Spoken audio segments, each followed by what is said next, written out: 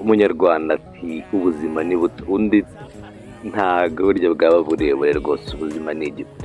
Nuko adventures for cause bambwiye bati dufite rwose impamvu ugomba ku adventuringa natwe muri Nyandungu wetland urban wetland ecotourism park. Nanjye ntisinkatangwe bisa ati nanjye nahageze. Sadiq nk'umuganizer mukuru nawe iri yahageze. Nuko Fidela from Adventure for Lovers nawe yajoininze, Salmin, Audrey, team ntoya kandi nziza, urekane na bwaburo bwinshi butaryoshye umusururu. Nuko imigano line twayitambagiye, dukora amaguru, dukora siporo, duhumeka ibimera, kumva uburyo Imana igira neza.